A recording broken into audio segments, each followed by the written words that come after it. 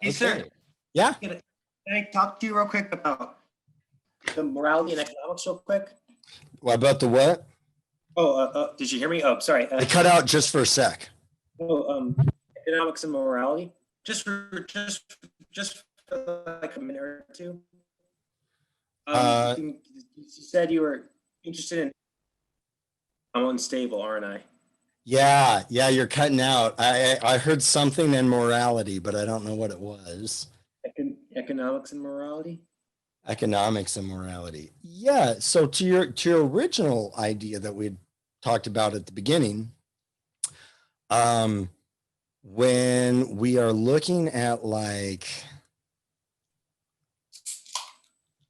whether it's laws or the way corporations operate or the way the court system works, they're all related to economics, right? Like they're all touch that subject. And usually it's not this way to money, it's money to these things more. I mean, it's a give and take, I think.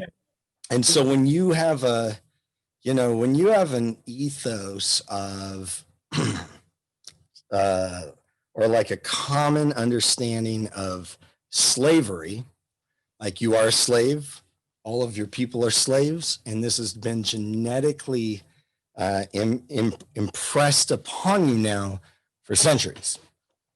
That's kind of how you understand the world. It's how you understand money, and it's also how you understand, all these other things, religion and legal things and laws and all the whole thing. And this like imprints on all of this things that probably weren't even true at the time of necessarily everything. And today, things that are also categorically untrue over here because, and that's called like a poverty mentality. When you hear that word, that's what it is. It's like, you cannot imagine the world a different way. You've got no other concept for money and power in the world than slavery or like post-slavery. I mean, people that lived as slaves their whole lives would have a very difficult time just thinking not as a slave. So those kinds of practices and posturings and distrusts and, those get carried on culturally for people who stay there, not one specific physical place, but like in that framework, right? In that mentally. Like, yeah, mentally that just stay there. Of course, people are breaking out of that all the time, cross culturally. Yeah. And but it's like you have to work really hard. You have to go travel, which of course is hard for people that lived in the South as slaves to do. You have to get, education. It's like you get perspective. You kind of, it's like the first time you spend the night at somebody else's house. And, when you're a kid, you have a sleepover and you're like, you guys don't put milk on your oatmeal? Yeah, I was about to say that. The first time I had a sleepover at my friend's house in elementary school, and they were white, and they were like, we would have dinner and they had milk. And I was like, wait, y'all don't serve juice or tea or water? Like, y'all serving milk? Like, we back in the 1950s? I just couldn't, I just literally could not see, like, because my mom, she had milk. So my mom was just always been different. She was just like, I'm not going to give y'all milk. Y'all drink milk for breakfast. I'm not going to give y'all milk for dinner, like we're leave it to beavers, Yeah. So I was like you said, I had a different perspective. I'm like, what? This is what's going on in white families in the 1990s? Like, what? Y'all still serving milk? Yeah. But then when they came in from my house, they were thinking like, oh, y'all not sitting there drinking Kool-Aid, or, oh, y'all house is nice. What? Your mom's not renting? She bought that? Like, what? Like, they had, because they were thinking of their own stereotypes and what their parents were, their perspective on whatever America that they grew up in. They were like, oh, what, your mom's educated? Oh, what, y'all have, really, y'all house is nicer than us? And I'm just like, well, I thought everybody's house was like this.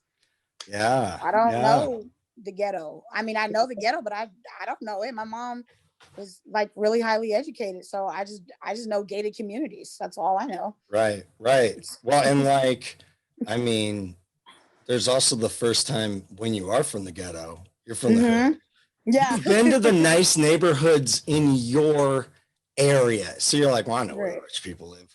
We hop the fence over there all the time. We hop into the gated communities, cut across to get to the park. You know, like Right. we all know where that is. We know who they are.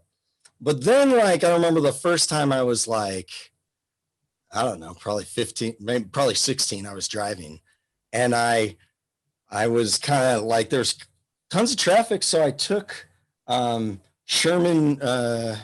It was in like Thousand Oaks, not Thousand Oaks. Burbank. Sherman Way, right? Sherman Oaks? Yeah. Sherman Way. And so I took them like the mountain road up through the neighborhoods, and then it goes up at like connects with Mulholland Drive right at the top. Yeah. And comes down into Bel Air, and I was like, Yep. Whole nother world. It changes quick from Studio City down like that little. I know what you're talking about. But Runyon, was it like Runyon Canyon? I forgot that street name, but I know exactly what you're talking something about. like that. Yeah. Yeah. And you get dropped right in Bel, like right there. Yeah. In that area. Yeah, just you're like boom in Bel Air, and you're like, I knew that like Kanye and like Kobe had houses, you know, like the mansions like this. This is like hundreds of people live like this, thousands of people, but like in this one area, which is not the only uber wealthy elite part of Los Angeles, right?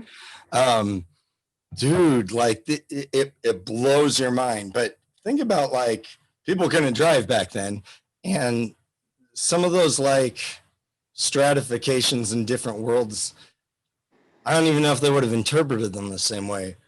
But when they do get to go into those places, and when, you know, when Booker T. Washington is going around kind of county to county and just talking to people, and then starts the Tuskegee Institute, he says, you know, that he went. Did I read that quote to you guys? No, you can repeat it though. Yeah, I did. I don't remember. I think it's the one I have on Satori. I'm pretty sure it's the one I have on Satori about like the creditor, like the installment stores. Read it if you haven't. It's from his autobiography, and he says, you know, I never announced where I was going because I didn't want anybody to prepare anything for me. I needed to see common folk and like how they lived and their real daily like practices and routines. Cause like, well, anybody can kind of like dress it up enough for a day. I mean, the Nazis fooled everybody when they had the Olympics. They're like, look, we took down all the "we hate Jews" signs, and, you know, sent everybody that was in trouble to like concentration camps. So they're not here and you don't know about it. Like, aren't we great? Look, oh yeah, I guess Germany isn't that crazy. Wrong. Like, you can fool somebody for a while. But he pops up and surprises them. And he's like, you know, usually everybody slept in one, you know, like a one room cabin. And he said there was no space for me to bathe or even to wash my hands or feet. But some contrivances were made for me. They like did it when he asked them, but like, washing their hands didn't happen. They didn't wash their hands. I mean, a lot of people used to wash their hands. He says, and then he says, sometimes, you know, I'd sleep, they'd make a spot for me, or I'd, you know, sleep with another person in the bed, like share a bed. He's like, oftentimes I just, you know, I was on the floor. And other people were just sleeping on the floor too. And then he says, it came time to eat. And he was caught off guard and a little shocked because they had plates. There was 5 of them, and they had plates, and the food goes down. And the food is like pork fat, kind of like a lardy meat that like would have been like any of those kind of throwaway type cuts of meat that slaves would have gotten. Pork fat and I think and black-eyed peas and cornbread. Hey, those are good. Oh yeah, right. They Depending on who's totally making are. it. But yeah, like it's healthy. That's all they ate. Right. Oh yeah, that sucks. Every day. And they were buying it at these stores. So the stores were like, sometimes they were like owned by the former plantation owner who owns all the land that you're working and growing in debt to every year as it goes on. Even if it wasn't, it's just expensive. He's like, man, they were shelling out, the very little that they had and buying this like super not healthy, nutritious pork fat and peas and like they could be growing all the food they need for the entire year on part of the property they're farming, but they have no conception but to grow cotton and more cotton, which had plummeted in price since the Civil War. And so he's like, this is his thing. He's just like, we need to be, okay, some people can go start, black colleges and stuff like that. But he was like, look, most everybody right now, like, they don't know how to read. They're not like going to go to college. Like most people didn't go to college back then. It was definitely more of an elite thing. He's like, we need to teach people how to bathe, how to wash their hands, how to like eat nutritiously and plan things, how to plant other things, because if all you did was farm cotton your entire life, you might not have a good grasp on how to farm, sweet potatoes and stuff like that. So like, this is just like what their daily, everyday routine is, but the same meal. And he said, they don't seem to be aware they can grow their own food. But they also have, these accessories they bought from installment stores, which are called rent-to-own centers today. They don't have rent-to-own centers in Beverly Hills or Bel Air, right? Like, or liquor stores on every corner. Right, or right. Like nobody's like, man, I need a new TV. Okay, I'll go to a rent-to-own center. Do you accept American Express black cards? Like they don't exist there. They're in places like Palmdale, Lancaster, San Fernando Valley, Victorville. And he said they had a like a $10 clock and then a pump, like a foot organ that they bought from the installment store. And we're paying $60 a month in installments for. Lies. And so they sit down to eat this meal, and he's like, oh, they had 5 plates and 1 fork, and they all shared it. Oh my God, I'm done. Right? It's like, oh my God, this is like, and this is how the government left everybody, right? They're like, yeah, we freed you. Stay the fuck down there and don't come up in my neighborhood. Right? Like, it's kind of like how people are with like abortion sometimes, where they're like, you have to be pro-life on everything. As soon as you're born, if you get it, you blew your shot, then it's like, wow, there was not a lot of like actual care in that. So to me, it feels very much like there was not a lot of care for people in this. And even Abraham Lincoln himself was not like he wasn't like, we need racial equality in all things. Like he didn't believe that. What were you gonna say? I was saying it's like conditioned for people, even like people who are in the hood or just a certain group of people, doesn't matter what ethnicity you are. If you're doing the same thing in 20 years, you're still doing the same thing. And it's hard to get out of that cycle. It's just hard to get out that mindset. It's like certain people who are in power or who are over you, they've conditioned you to be that way. And so it's the same thing as like when people are institutionalized and when they get out, they've been in there for like 20 years and they get out and they just don't know what to do. So they commit like when I was in like the when I was in working in law, I realized that people would just like continue to, it's a vicious cycle. They'll just go back and back and back. And they were conditioned that they could not do anything that what they're doing, but being the property of, you know, California or whatever state they're in. And the system is designed for certain people or certain class of people to fail. Yeah, absolutely. And that's so, and ironically, right where we're at in the course, you know, we're in like that kind of progressive era, right before World War One. This is when like nationwide U.S. Department of Education, public schools go everywhere. And some of that is out of like, well, progressives were campaigning for that because, you know, all the poor families, both parents worked and barely made enough money to even make soup every night, you know, like, so their kids were feral all day long. Jane Addams, and there was a question about her on the test. She founds Hull House. That was in the Satori in your guys' notes, and she has a great autobiography, and she describes all these horrible conditions that they find kids, like feral kids in. I think I told you guys about the horse, the hollowed out horse thing that they were playing in last week. Was it?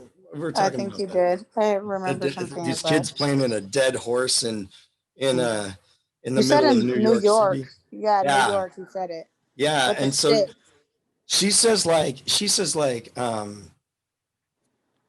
one kid we had found had been like lame in one arm from falling out of like a third story window of their like tenement building when he was like 6 or 7, because he's just, you know, he's just out.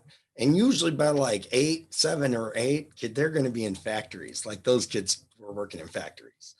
So like, but like they needed something for kids to do when they're younger. Literacy has always been a positive thing for America since day one because of the the Puritans. We had the highest literacy rates in the world like pretty early on. I don't know that that's true anymore. So they wanted people to read and write, you know, and probably learn like basic math, because that's going to help them live life in an industrial society, not an agricultural one, right? Like you don't really need to learn you don't even really need to know how to read if you're a farmer. Like it's all just your tools, your seeds, it's stuff it's in the earth. Like you don't really need to do that. That's why most farmers were illiterate for most of all of time. Professor. Yeah. How are you gonna I'm interested in how you're gonna pick groups or how we're gonna pick groups. I think that's the biggest thing we probably need to finish cover tonight. Okay, so this was a very, very long-winded way of talking, trying to answer your first question about kind of morality and ethics, economics going together. I was trying to just unpack cyclical poverty as a force in our society, like a historical force, not just rooted to freed slaves. It's there at work, where other a lot of other like industrialized countries don't really have that. They're like taken care of. They don't have the homelessness issues we have and stuff. So these things and the mechanisms that keep them there and keep them going are connected. And these are like, you know, the way the political system works and the laws that are made, the way businesses control the jobs of these poor people now and have say and sway over their lives, the way the government institutes and mandates laws and stuff over them. Those are all like deeply moralistic things. If we think about the kind of like big picture consequences about those. So, you know, like not just like, oh, this and this is one of the reasons I like going through things chronologically, is because it's not just like, well, what did poverty and wealth look like in the 1920s? What did it look like in the 1930s? What did it look like in the 1940s? Those are all good to know and have kind of a grasp on general areas. But once we have a grasp of general areas, then we can like take a look back and see these big pictures. I'll show you a book real quick. It's uh, you may have read this. If you haven't, you'll like it. It's one of the few economics books I have. I don't have a I don't have a large library, but this is one of the ones I've read. I have not read all of it. I'm in it for like a year now, but it's called The Great Wave. I don't know. Can you see that? There we Yeah, go. yeah. Yeah, by Fisher. Are you familiar with that book? I'm afraid not. Is it about the environment or no? What's that? About the environment? A little bit, actually, yeah, because he looks at it's very interesting. He looks at like kind of some of the only things you could really get records for or estimations about based on the information we have back to like the Middle Ages, like 1100, I think, 1000 kind of era of the Crusades. He tracks in I can't remember if it's all of Europe or parts of Europe or certain counties, but he was able to like make this index of the price of grain, the price of rent for an average home, the like annual yield of like he has all these numbers. It's amazing how he got these kinds of like records and kind of compilation of things. And so he says, well, you can see what keeps happening. This is a wave. It's not like history's not cyclical. Like it's just like, wow, it's like an endless, like looping roller coaster. History is poverty is cyclical, like kind of down the toilet bowl cyclical. But history can work in like waves. It's kind of how it repeats itself. And he says every time there is a growing disparity between rent and kind of wages, it hits a tipping point where it will I'm getting a little feedback, where it will crash the economy and they have to debase all the currency, and it just creates a long period of kind of poverty where people have to crawl out of it, and they crawl out of it by gaining more equity and parity. So like more people are able to get land and own land or get bigger tracts of land for less and be able to, and the taxes are less and these kinds of things. And so those things, like knowing those things and that economies genuinely work that way. Western economies, which is all economies now, all economies are like Western economies. What are we doing? Like, what are we doing economically, or what are we doing on a legal system that is perpetuating cyclical poverty, or racially driven poverty? What are we doing to kind of perpetuate this like boom and bust cycle that we don't totally have to do? But I mean, this happens in America. Like you guys have seen this already, just since the first like third of our class. It's there's an economic, you might actually know better than me, Noah. There's an economic crash in 1879, I think. There's another one in 1883, and then another one in 1893. Right? I they're close. They're all, if it's not right there, there's like a whole series, and then there's a big giant crash in 1907, like a really bad one. That World War I helps us get out of, just like World War II helps us get out of the big giant crash that'll happen after the war in 29. And then, then after the war, America hits this kind of unprecedented time of economic growth for like 30, 40 years. It's got some wiggles in it because it's free market.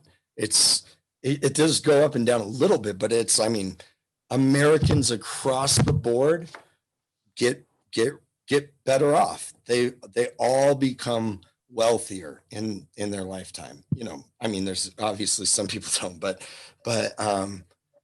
black families and black communities generally got to move up in living standards and conditions by the end of their lifetime. It was much better. It wasn't as good as white people did because there was segregation and redlining and stuff like that. But white people, they benefited, and home ownership blew up because of the GI Bill. And so people all over the place are able to buy homes and have kind of like the stability of home ownership for way more than at any time in American history. It's like, oh, this is incredible. And schooling was free or next to nothing, except for like Ivy League schools. And it's all like the boom kept happening because things kept growing exponentially across the board. But as soon as we hit, it was all very liberal during that time, even Eisenhower, in my opinion.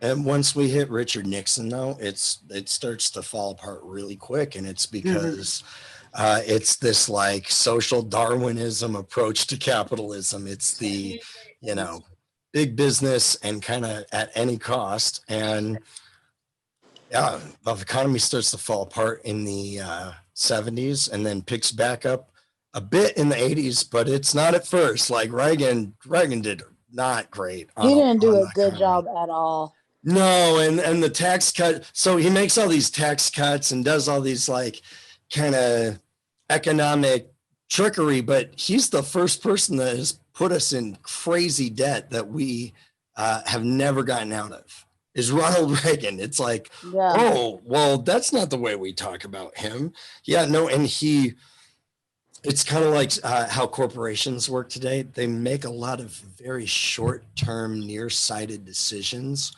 that will show better quarterly earnings because they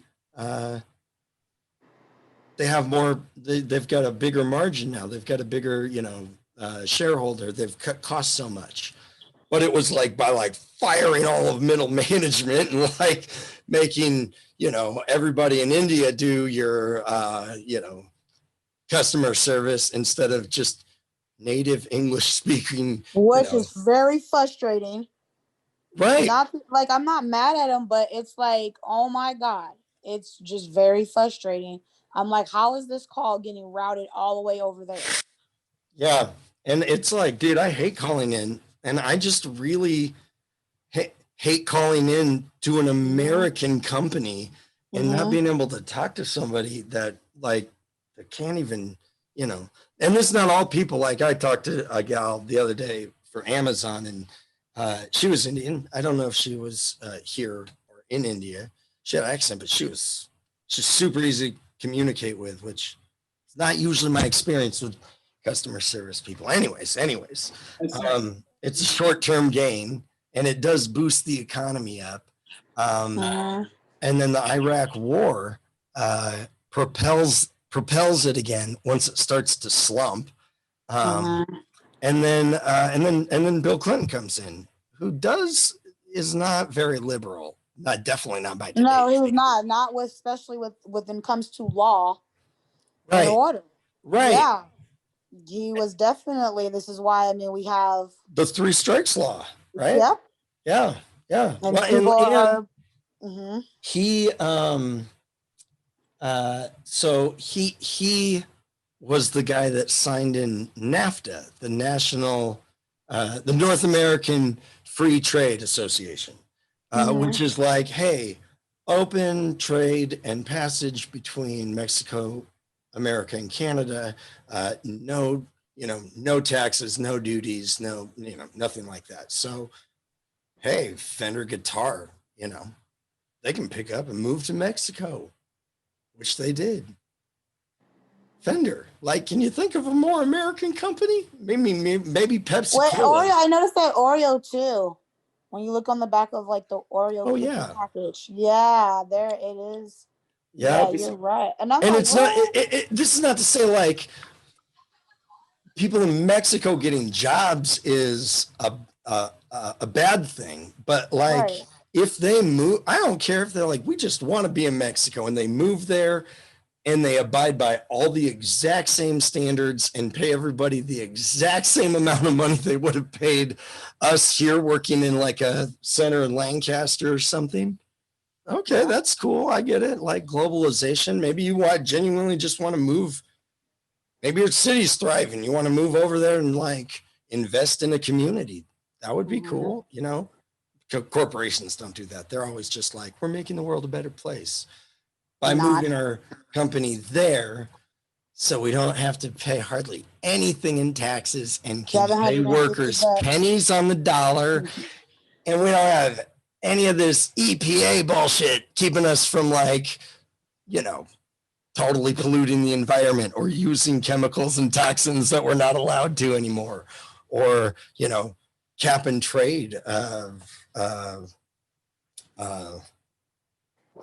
with carbons emissions and stuff like that. So that's why they move there, and what happens is the product suffers, and America suffers because all those jobs left. Like they went out of the country, but all of the board members are making millions of dollars living in America. Yeah. And those folks have to pay taxes, but that's not really the point, right? It's like, well, aren't you an unpatriotic, greedy person?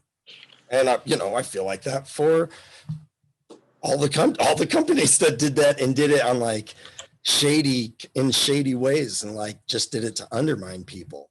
And so from Bill Clinton did stuff like that, which kind of like Reagan was really like really short-term games. And for a lot of the companies, I think it was kind of short-term games too, because Fender's sales start to like totally hurt. And then, the boutique guitar market takes off. So, but like America hurts in the long run. But in the 90s, we got a surge of things because all of a sudden everything just started getting really cheaper. Like, and Walmart went everywhere, and it's like, well, dude, things got really cheap. We can buy so much shit now. Like Fender guitars are so much cheaper. Like you don't really paying attention to a lot of that stuff. And then so like when Bill Clinton leaves office, he's got like a surplus. He wasn't doing deficit, but like enter George Bush, followed by like a few decades of nearsighted policies by right and left politicians that are both known for being, so great with the economy. And enter George Bush and the like instant levy on taxes for the rich, much like Donald Trump did, much like Warren G. Harding does when he gets elected.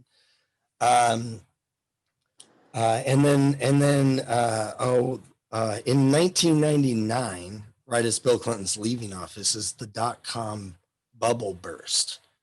So there's this like crash in the stock market because it was hot. I mean, people were dumping tons of money in, but they were like, some of them were like companies that are like in Thailand and stuff. It's like, oh, well, you guys are playing the globalization game and a bunch of you lost. Hey, sir.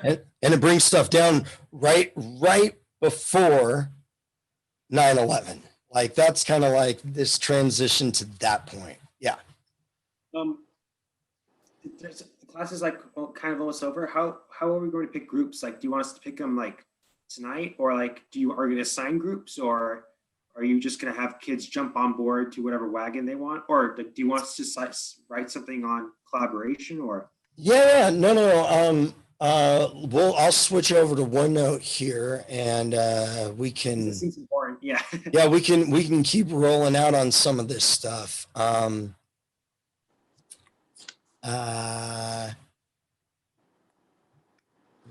Real quick, we're going to do. I had mentioned a possible extra credit assignment, so we're gonna watch 1917, the Sam Mendes movie that came out last year.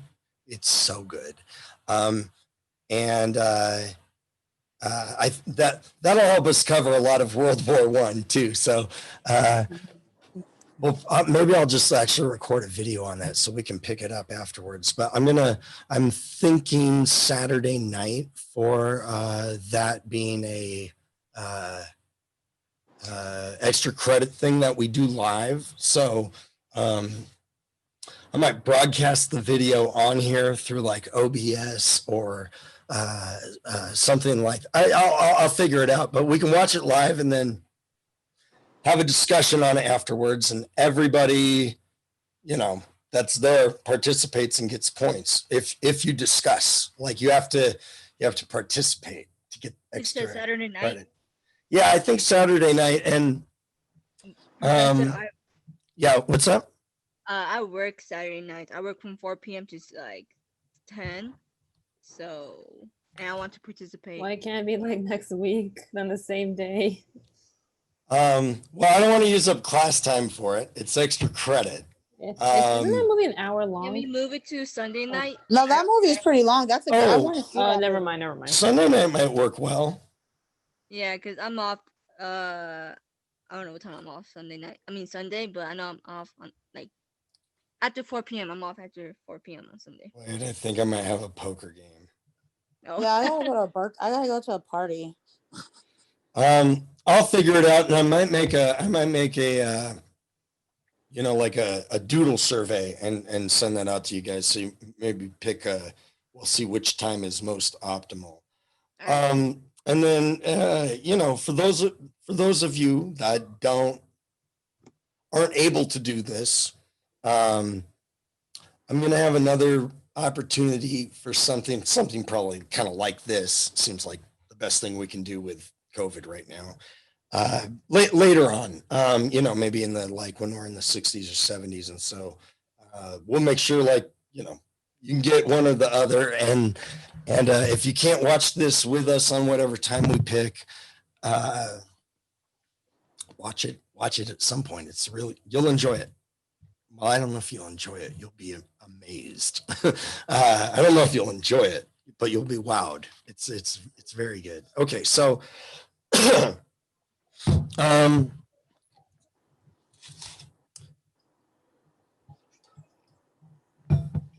let me screen share here.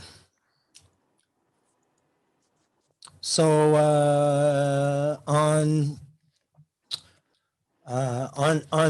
this one, this kind of economic value, American institutions, and then talking about morality and something like that is, trying to show these patterns of things. It's which one is pushing which? Is the money and the kind of way we just think about money and treat it pushing and driving all these things, or these kind of things actually pushing money to go this way and swing up and down and up and down and up and down and make more disparities? And America's not, unique in that way at all. So that's I just felt like, I realized that I hadn't talked about Booker T. Washington and cyclical poverty, because that's usually where I address it right there. I felt like that's something we need to pause and talk about. And it related to like kind of the smaller question that you were asking.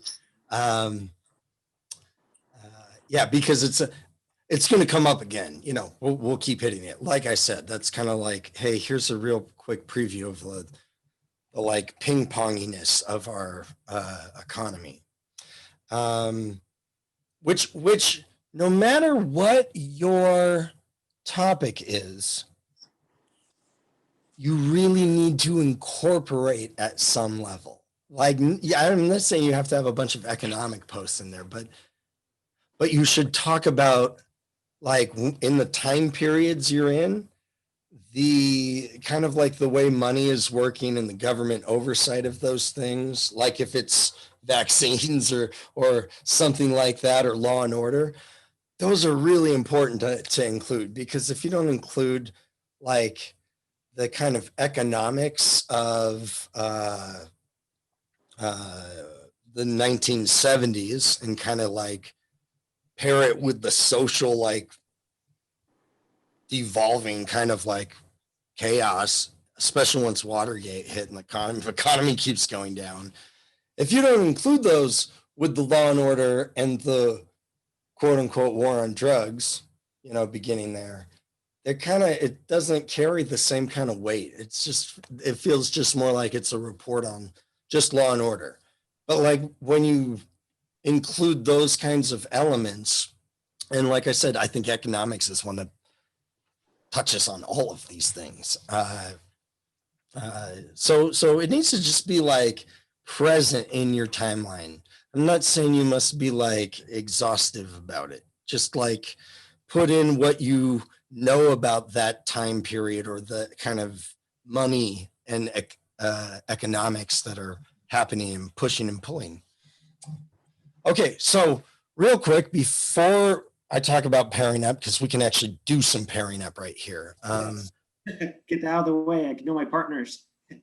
Oh, and so wait, so before you can remember what you're thinking about, but should I do you agree with my assessment that it'd probably be smarter to do the history of antitrust law because it's simpler? I can work more effectively with a team, whereas I plan economic value and American institutions to be like a mini dissertation that I was going to work on solo for like 2 months. So I mean, like yeah, so I think it might be smarter for me to go with the history of antitrust law because I can work better with a group on that specific topic. Yeah, and I would say, you know, to really like carry the weight of the antitrust law, you know, the corporation is like going to be a huge part of that, right? Because they're what become the monopolies, these kind of corporations. It's not like a king who has a monopoly, like I own all the forests. like no, these are like the kind of multi-headed beasts, if you will. And we live in like corporate America now. Like I think this time period, especially the last like 20 years, is going to really be known as like the era of corporate America. Whatever happens, maybe we'll always be corporate America. I hope not, because they exert an immense amount of control over society and the economy and, you know, inevitably politics. So, and the antitrust laws are like a great like top point. Like that's kind of the narrower defining line, which will kind of determine which things you hone in on, I guess, along the way with that, with corporations and whatnot. So yeah, I mean, I think that's good. And I think, I'm sure other people will be interested in that. And like, cause you know, I think we've all had enough of at least some corporations that it's like, yeah, it would feel good to just. I've already written a bunch of passages on antitrust law in Satori. Like you've read them? Yeah, I read those. They're really good. Yeah, if you guys are interested, go over and read those. It's under the Sherman Antitrust Act of 1890. Yeah, and the thing is, under economic value in American institutions, antitrust law is going to be one of the categories. So like, Yeah, I was gonna. Yeah, so I was like, just simplify it. Yeah. So what were you saying about pairing up, sir? Okay, so real quick before we do the pair up, are there any more topics people wanted to throw up here without we won't really even go into much explanation. We'll just try to get any up here if there are some. Yeah, my pandemic idea. I'm not sure if you've written that down. Yep, I just put that down. Anybody else? Yes, I had a topic. I know this is kind of like, or okay, I'm just gonna say it. Okay, so it's basically like I wanted to kind of focus on the history that's not talked about, if that makes sense, with with it being like African Americans or just like Hispanics or just like the history that's usually not taught or talked about in Yes. history books. Yes. I think the like name that Deconstruction. Derrida. Revisionist history. Yes. Right? Like which sometimes can be good. There's I'm gonna grab it. I'll show it to you guys. It's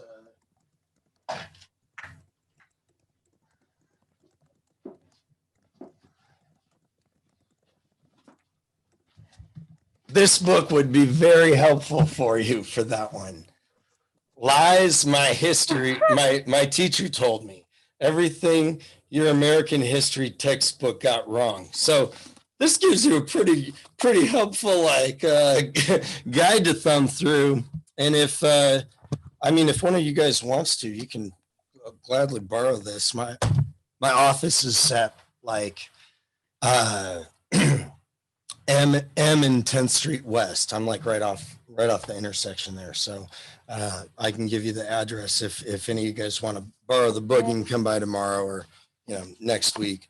And I grabbed this because it was right next to it. Oliver Stone, the director.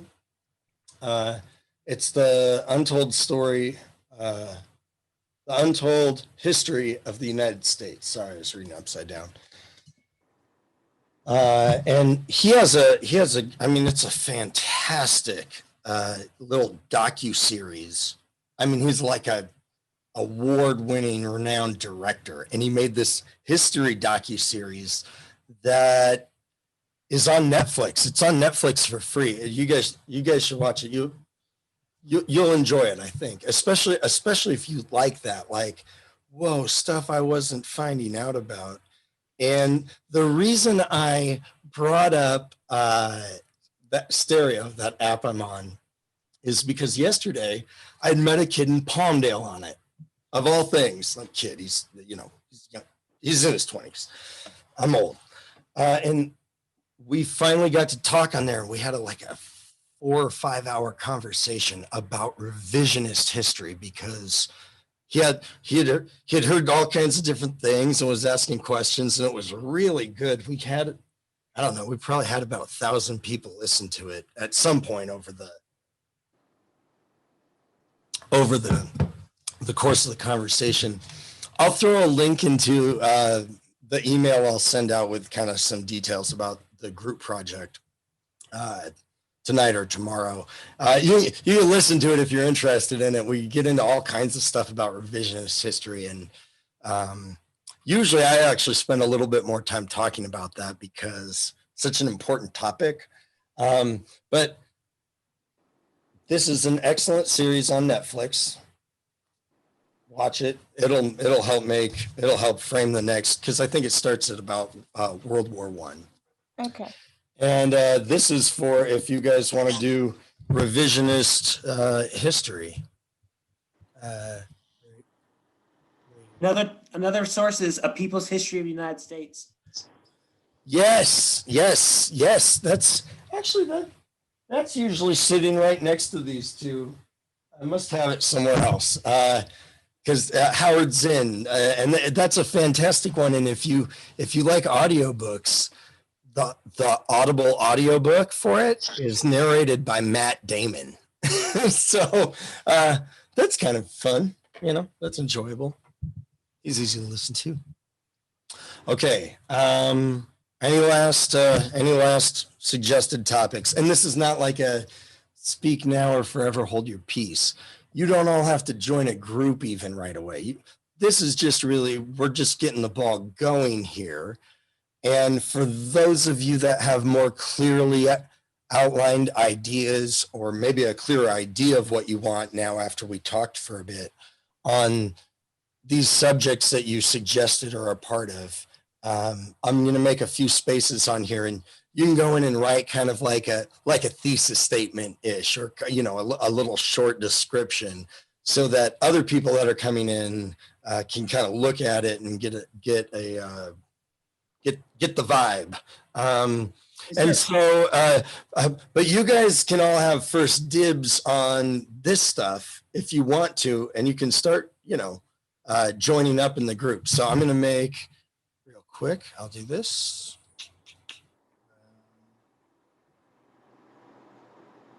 Okay. This is.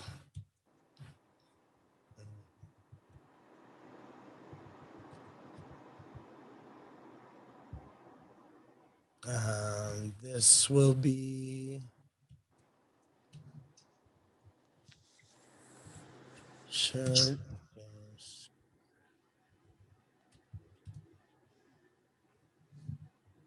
And then this can be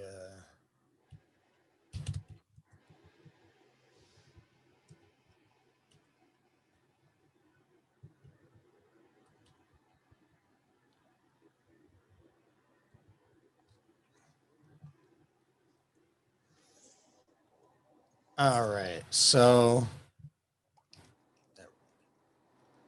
you guys can go in and kind of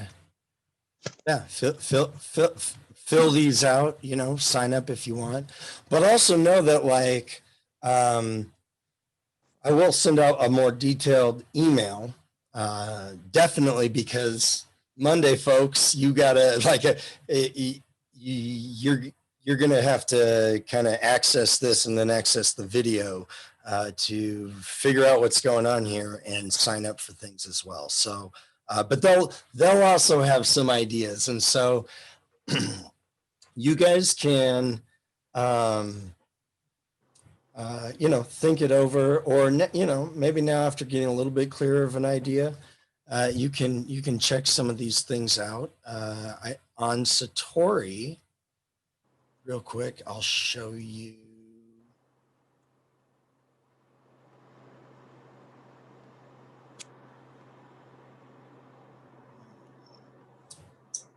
Oh, why is this slow?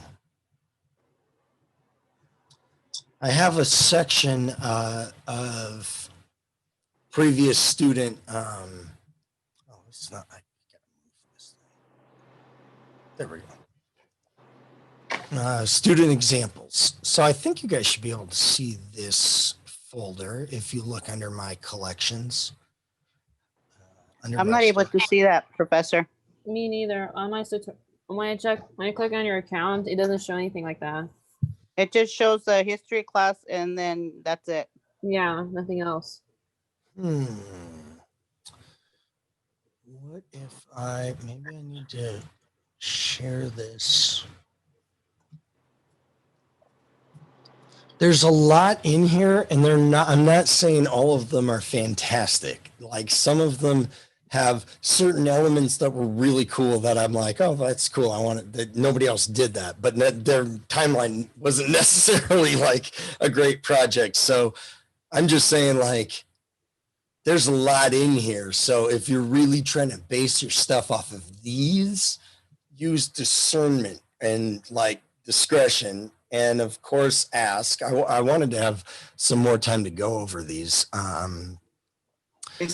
Maybe after class, I'll stick on and just kind of pull a few up for you guys that are interested and want to watch.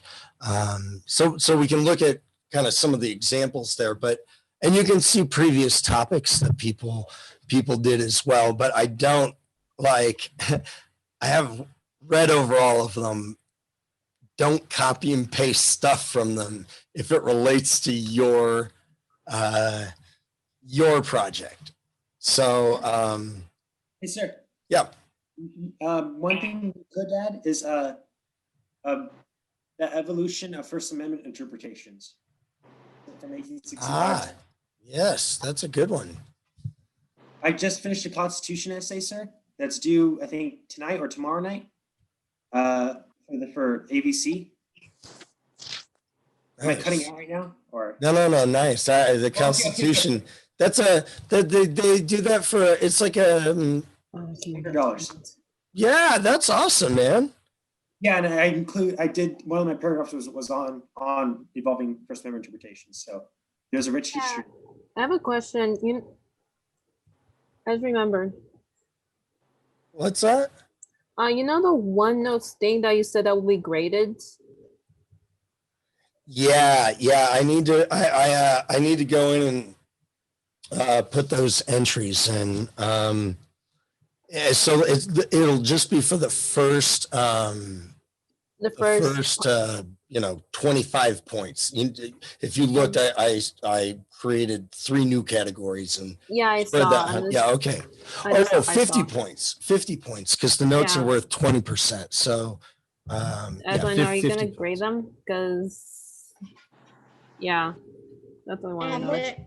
How much weight does our test has on our grades?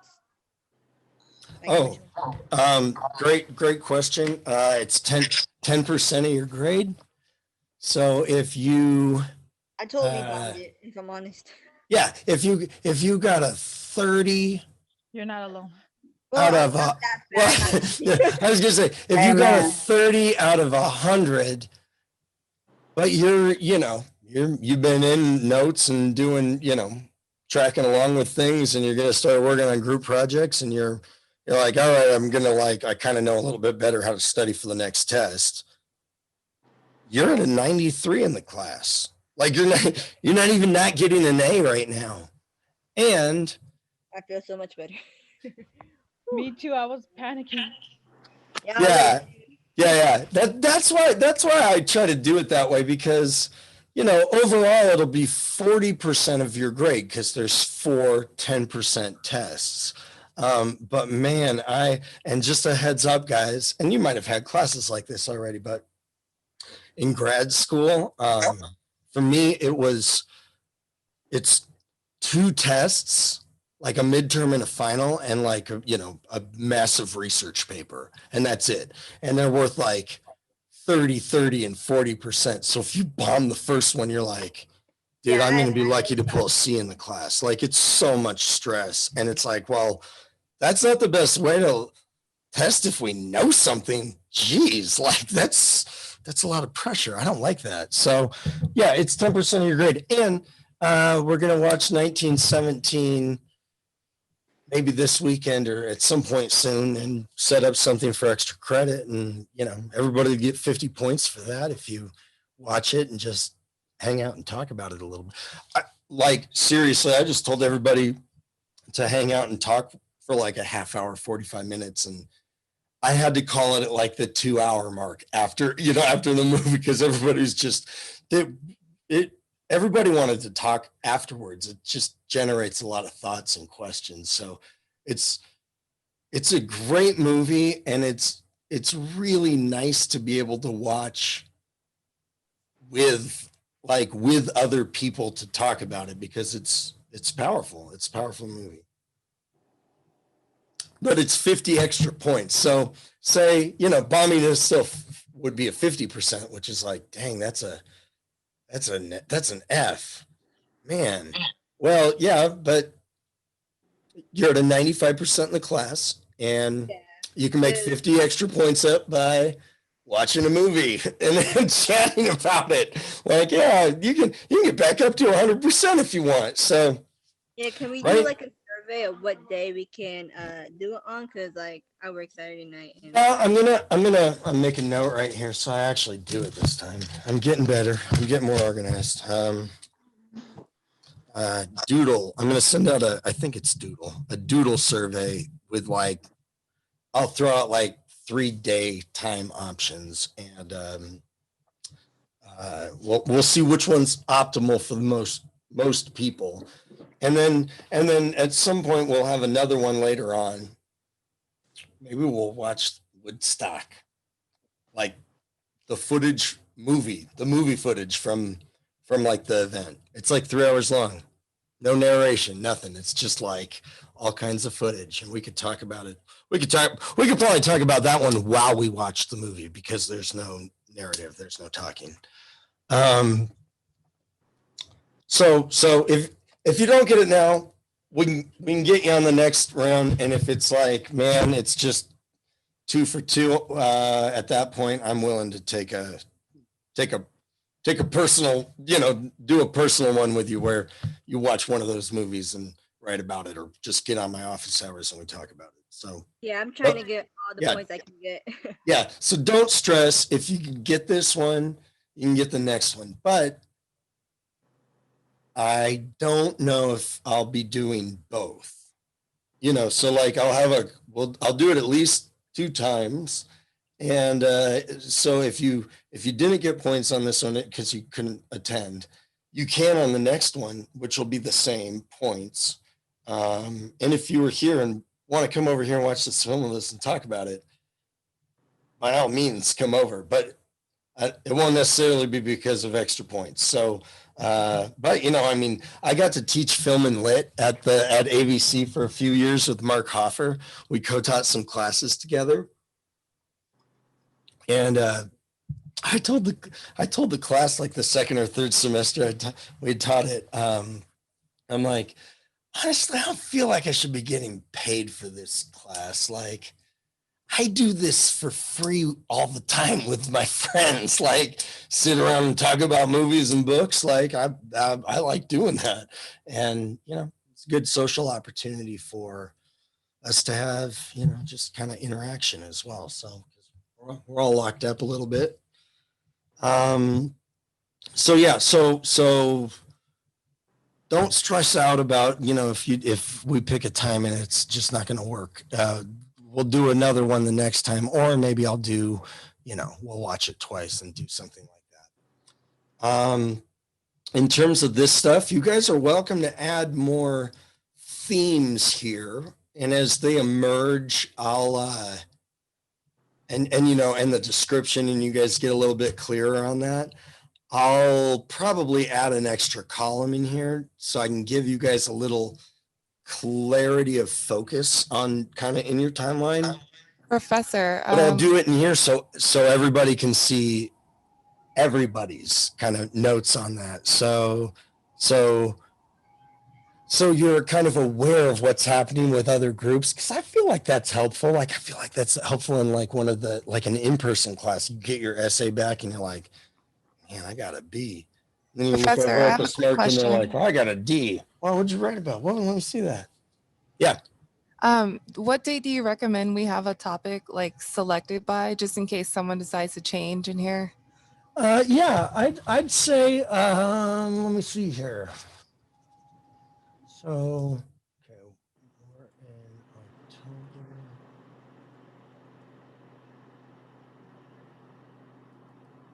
I would say within at least 2 weeks, by the 14th, in a couple of classes, you should have one locked down.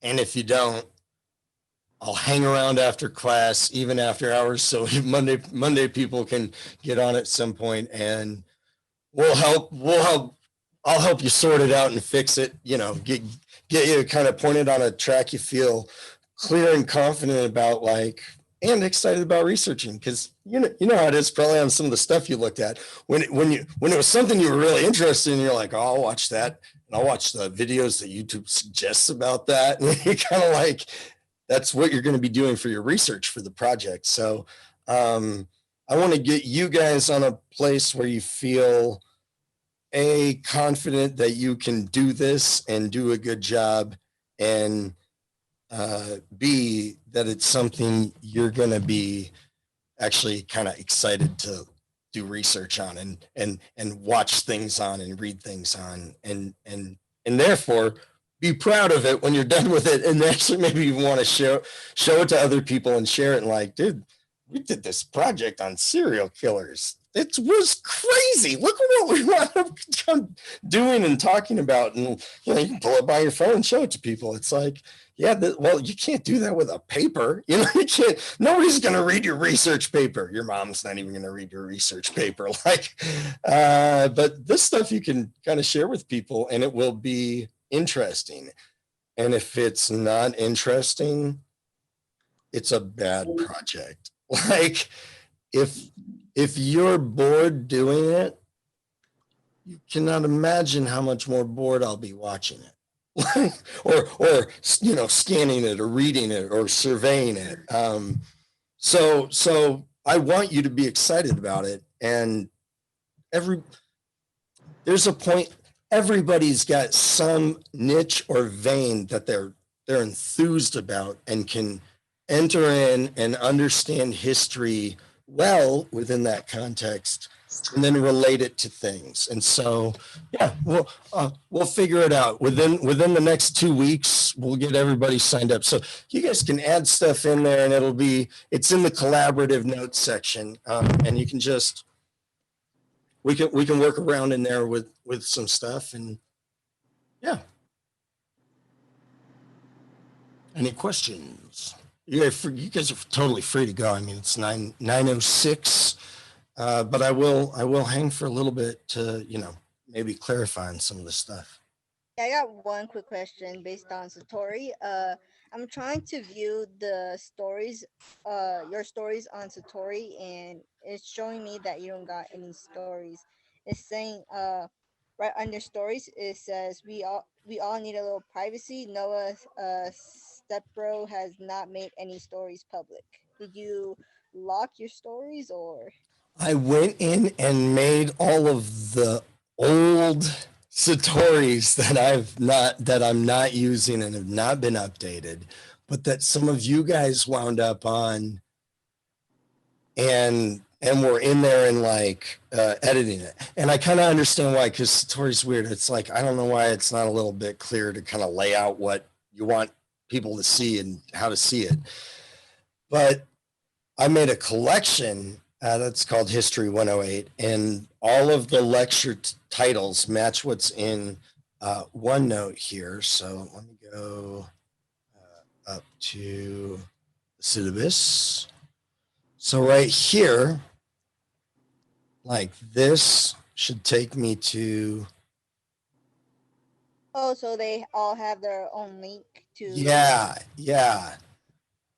I tried to cover that at the beginning of class, but it was a lot to take in, I think. It usually is for most people. So yeah, that should take you right there. And then if you go back, you know, like we're still in this a little bit. And next week, we're going to kind of start right here, probably around the like Russo-Japanese War, 1905. We're not going to talk about everything in there, but we'll start there and ramp up to World War I and go through that. And that's, we'll either, I think maybe that's when we'll do, no, I think I want to try to get our extra credit assignment in before that, because we'll want to keep it. It's like, okay, well, we can talk after the movie, and we're going to talk as long as you guys want to a degree.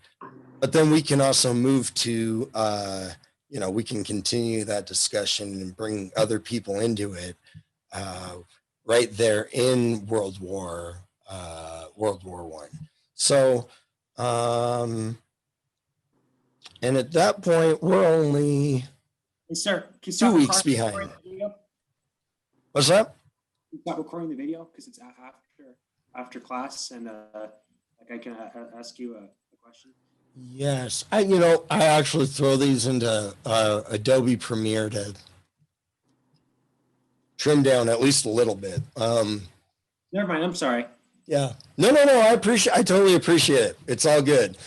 I figured if we get into a deeper discussion on Whatever. Group stuff, I can on whatever I can just cut that out at the end. But also, like, if we keep talking about groups and group ideas and kind of how to think through those things, I'll probably keep that in and, include that part and that information in like a YouTube video for this in this class time. Professor, Yeah. just to let you know, on your Satori, your class lectures, it still cuts off. Have you? Which one in particular? Well, I was doing the first one, the one that the Great War, 1914 to. Oh yeah, the Great I War. have. So here's the bad news. I haven't updated this one at all yet. So okay, so it does cut off on your lectures though. Okay, yeah. Well, no, I've updated it a bit here. Wait, no, I'm in the wrong. Yeah, this should be.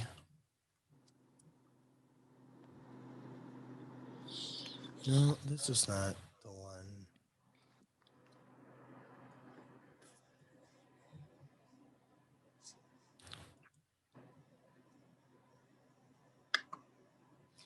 Oh, I think I might have the wrong link there. That might be the problem. Let me see. Yes, and I noticed the numbers didn't match, or they were kind of off too. I do have the wrong link there. Yes, that one. That's the one that cut off.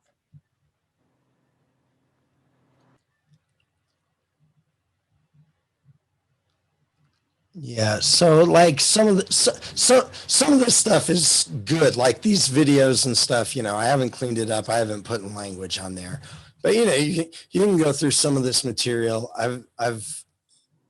I've got a lot to add in here, but this is not necessarily a rush to get to. I would tell you guys, if you were a little bit behind on Satori, or you were just kind of trying to power go through and like get the points for the like test and do that, spend a little bit more time in the last one or two, or as far back as you need to go, Satori sections, and kind of like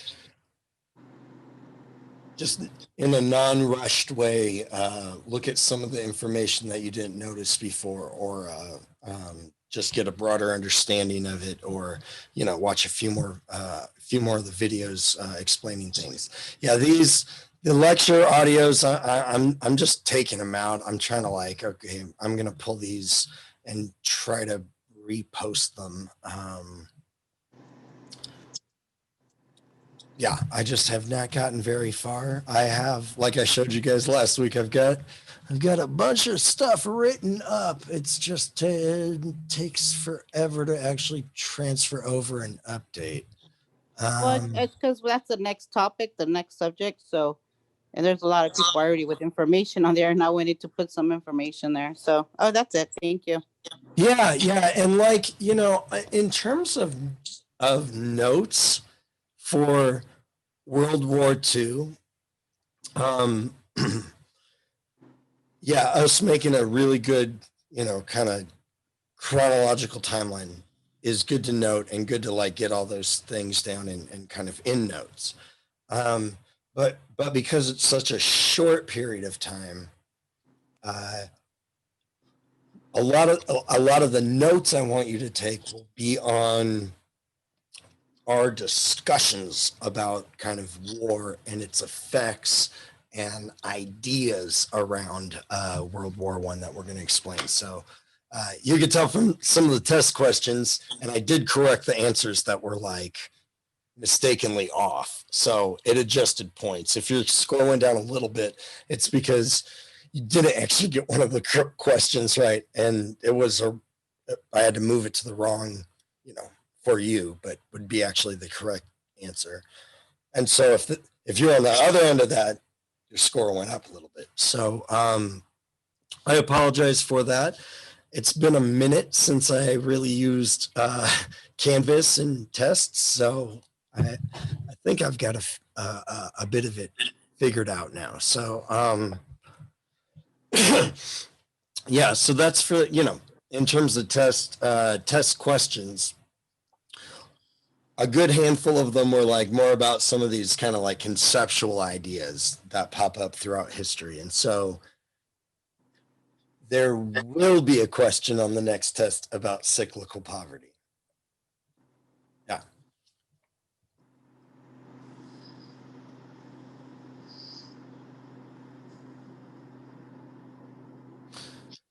Any questions, thoughts?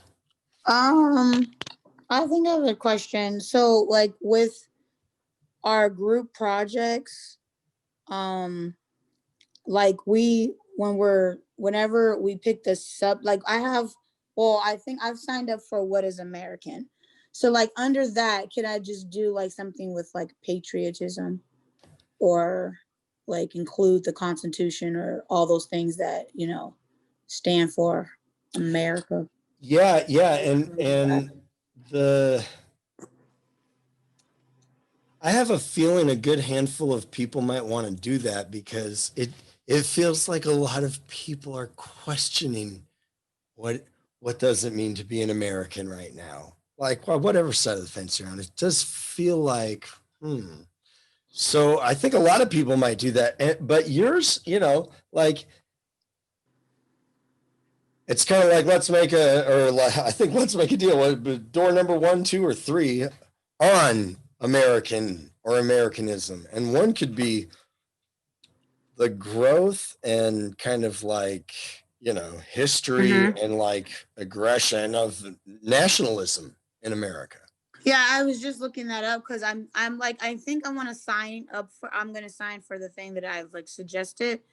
But if I'm noticing like if no one else signs up, then I just want to just cover like one topic. And so that's why I'm just asking you so I can just start doing because I did like I don't know, this is just I don't want to like go into it, but I was just asking my son had that for his English, he's in high school and his English teacher asked.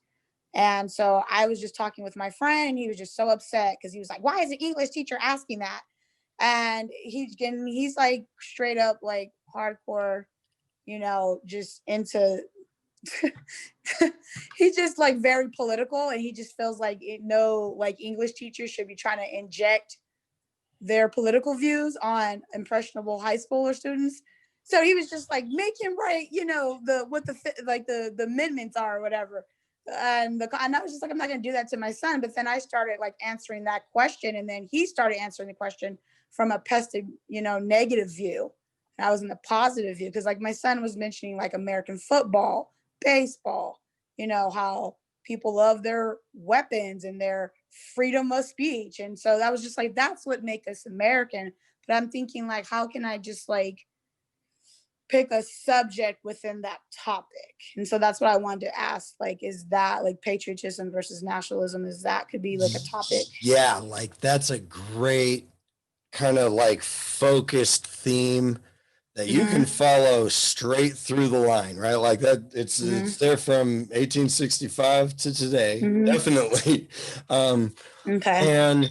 And yeah, because I don't think we looked at the stuff about the Pledge of Allegiance. I put all that. And I have that. I've been posting that all the time on Facebook. As soon as people start going like on that Trump spiel, and I'm just like, I just start posting like I just posted like that whole speech, and I post what is liberty is and what is equality and what justice is, and people still have a hard time understanding that certain Americans are not getting those equalities that everyone else is getting.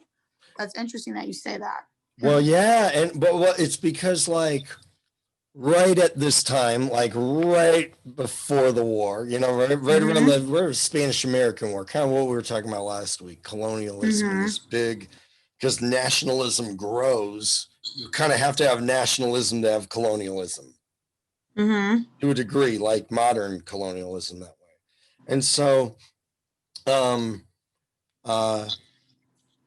this is where the Pledge of Allegiance comes in, right? Right at the time of public education, which is like I was saying, yeah, it's for literacy and stuff, but it's also to help people work in the industrial world, like in boxes, right? Like in cubicles or in an assembly line, like get them used to not having freedom and doing whatever the hell they wanted during the day because they were a farmer.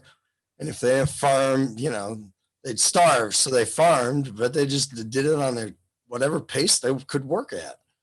Okay. Now you work with machines, right? You work with the cartings and the levees and the conveyor belts. And Henry Ford at this time, like 1914, he made I think it's 1913 is when the moving assembly line model. The Model T came out in, I think, 1908.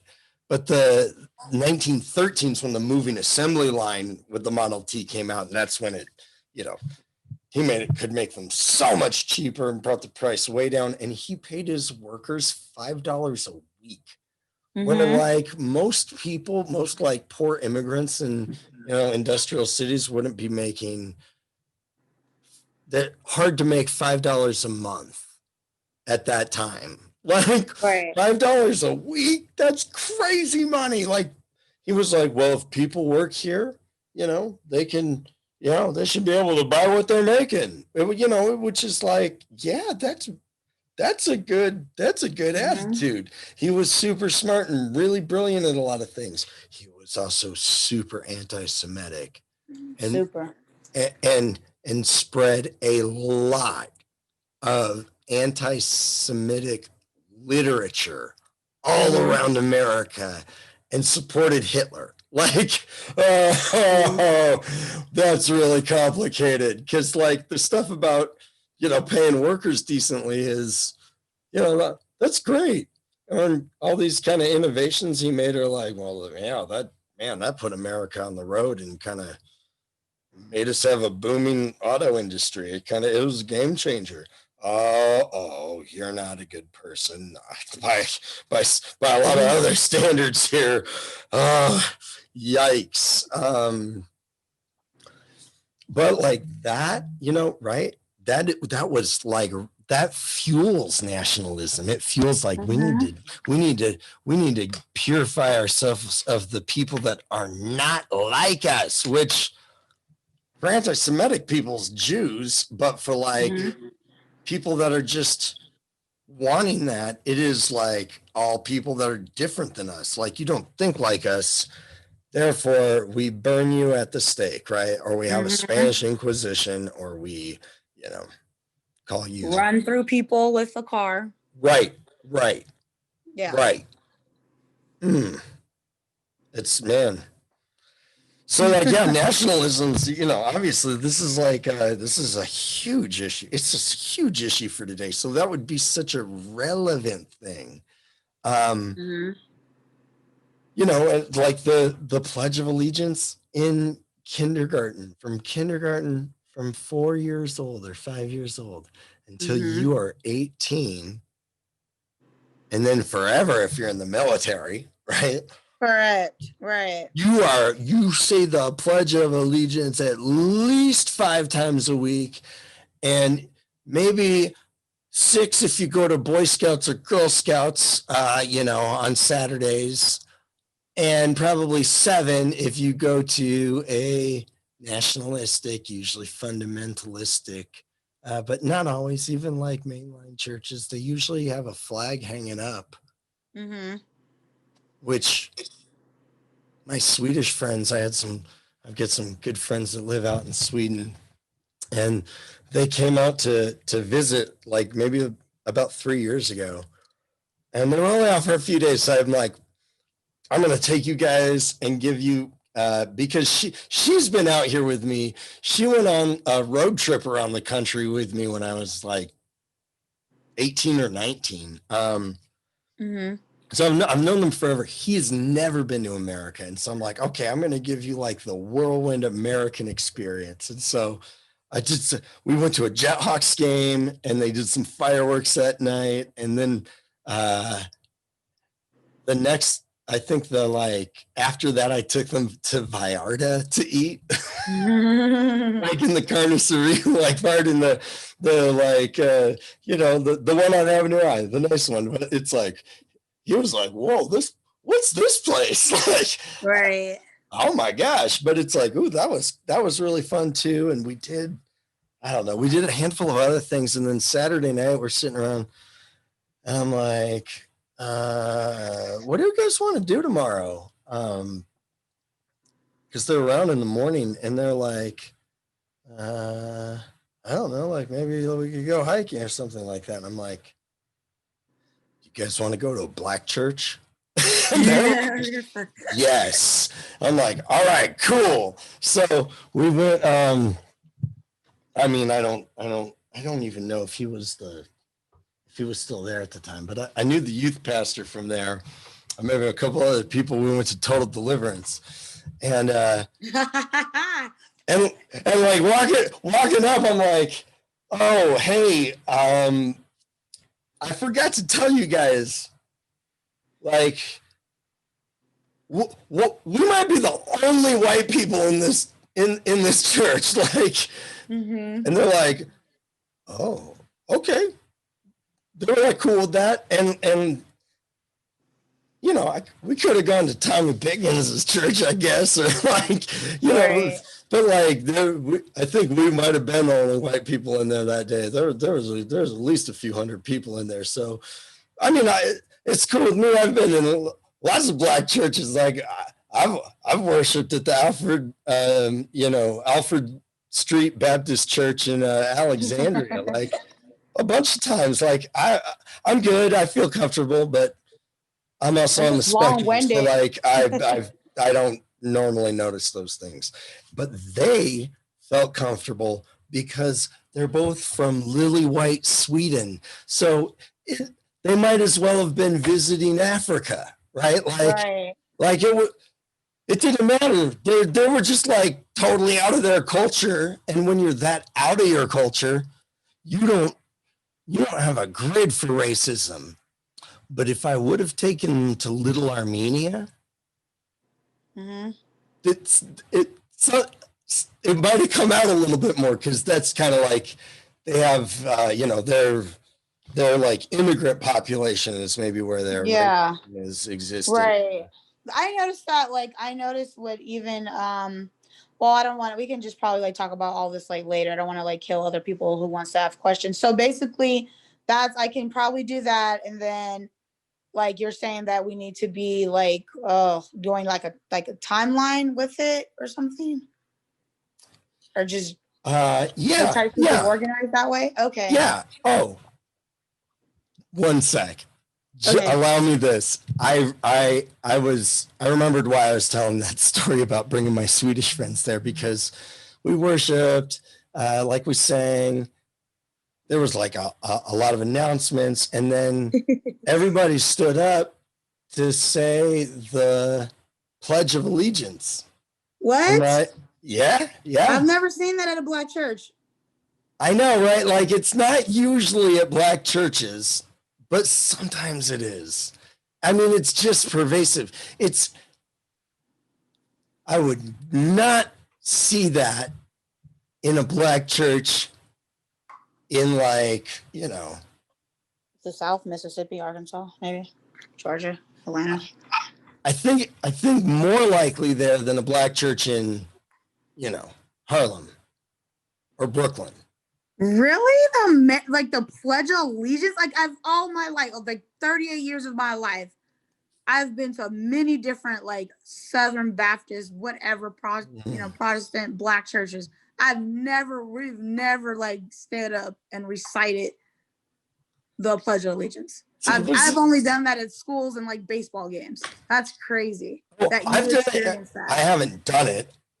I haven't said the Pledge of Allegiance in years. I won't say it because I don't believe it. I don't crazy. It's crazy. I'm like, what am I pledging allegiance to the government? What the hell? Yeah. We are the government. We are the government. This is democracy. I don't have to pledge allegiance to jack shit. You guys should do something for us. I agree. And it's weird when you're like when I'm at a military base and it's the 4th of July and they say it and I'm just standing there, like I'll stand up and respect it, but you won't catch my right hand over my heart. I could, like, I'm literally on my phone.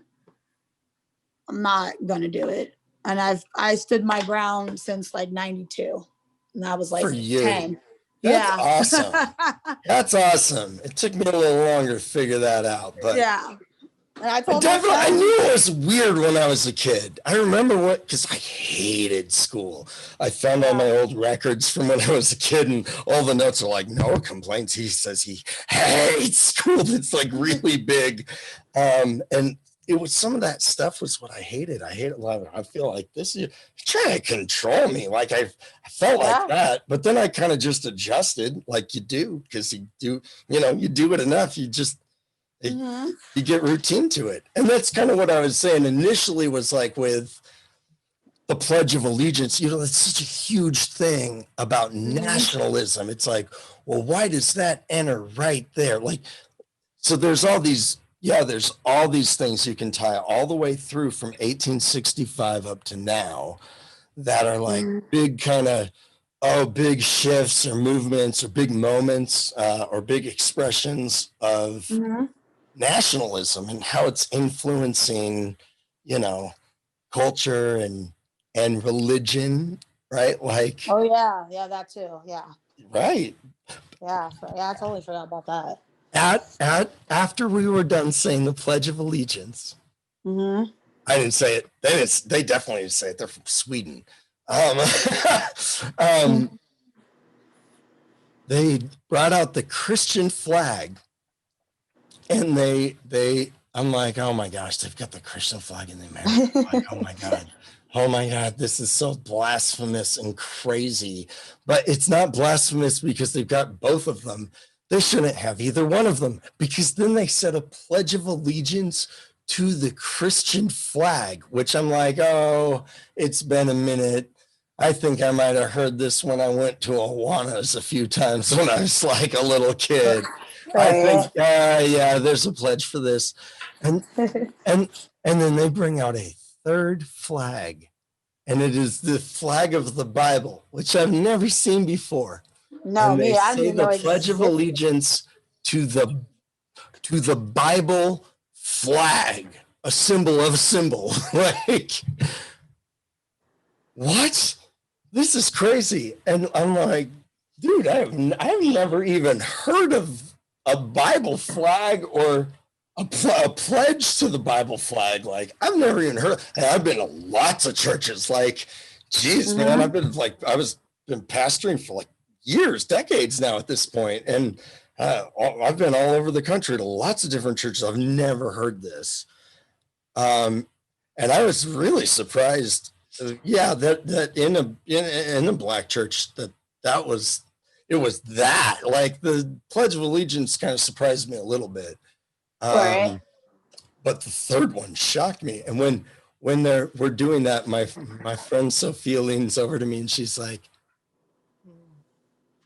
I do not think they do realize they cannot pledge allegiance to 3 different things. Right. And I'm like, oh my God, you're totally right. Like, shit.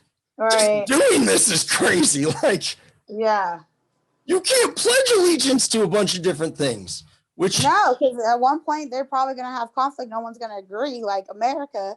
And there you go. You have, these arguments or these, what we're into, this power struggle around the left. And I hate that Donald Trump just like throws that word around. I'm just like, sheesh. Oh, dude, it's horrible. And it's just horrible. But like, man, hey, there was over a century of programming nationalism in, and then especially at 1954, kind of right at the of McCarthyism, they inject the words one nation under God. Like, indivisible, which makes it sound like God is indivisible. Like, Right. what? No, the nation's indivisible. Well, that's actually much better. That's good. I don't want the nation to be divided. No, wait. Okay, so now the whole pledge, though, the nationalistic pledge, has God, the Christian Judeo God, and they specified, like, boom, in the government pledge. So you have to pledge allegiance to God and government. And it's like, Right. And well, country, what they say. you know, after everybody got adjusted to the pledge for a couple generations, they had got in right at the height and mania of the communist witch hunt, and calling everybody that's an atheist a communist. Hey, we'll really stick it to them. God in the Constitution, in the pledge. Boom. People, thought boom, and then forever they thought, geez, no, that's been in there forever. It's like, no, it has not. It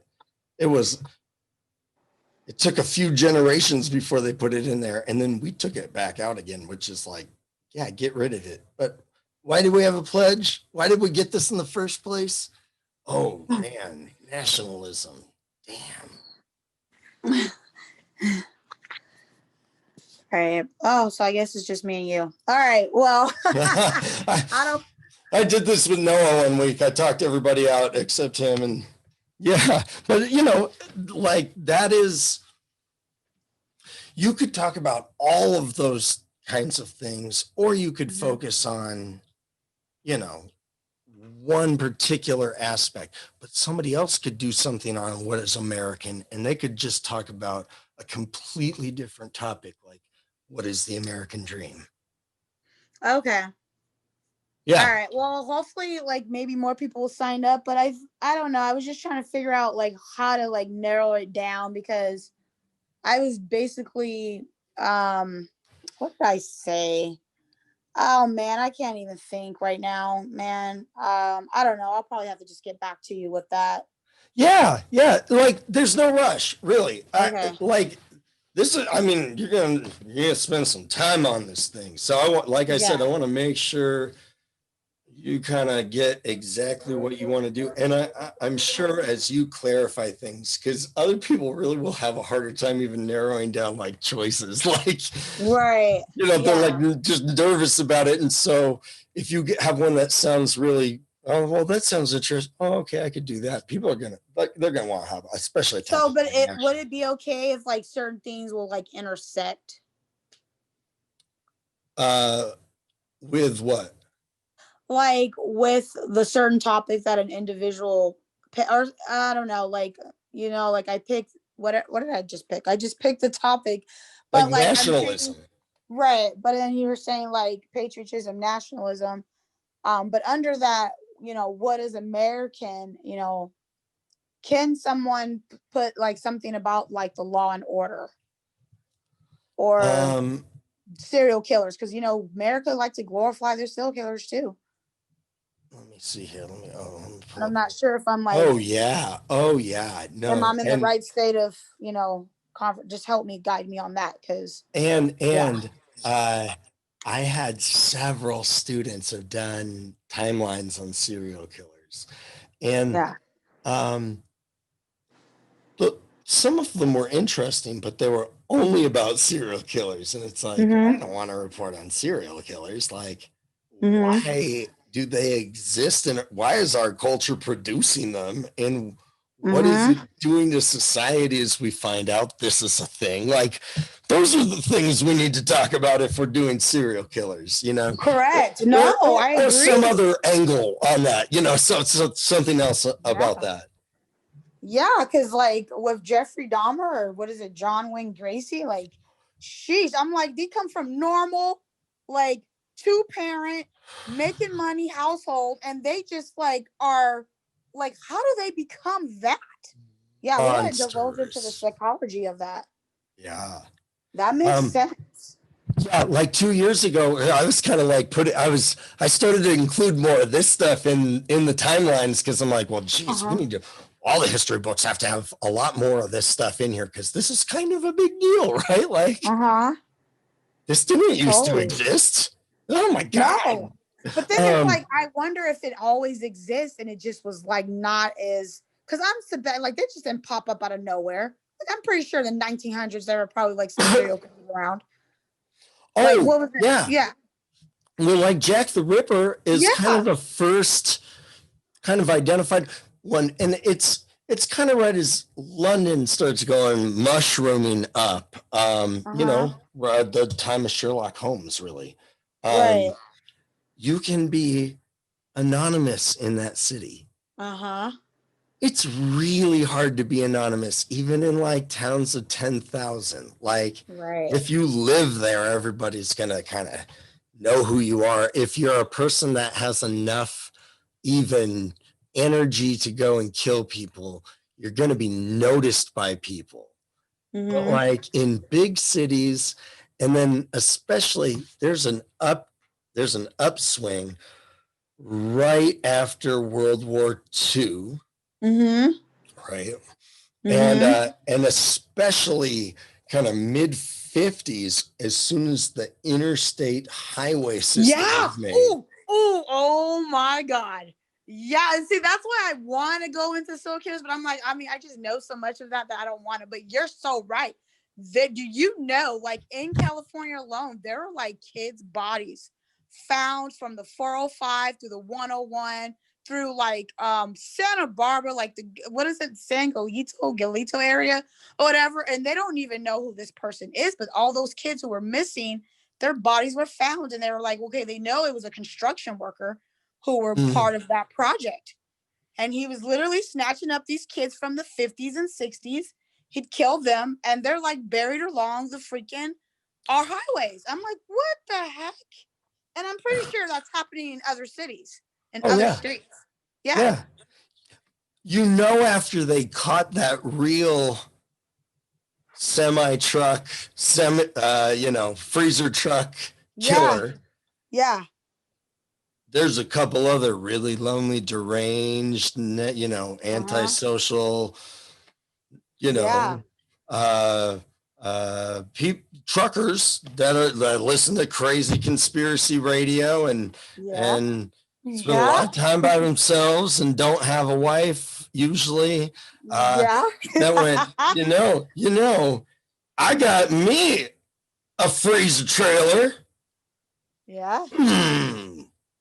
Like, especially if there's somebody that's like already raped somebody, it's like that's not that hard to believe that like there's a person or two out there that's gonna say, hey, that sounds like, well, people are copycat killers, right? Oh yeah, for sure. That's a thing too. For sure.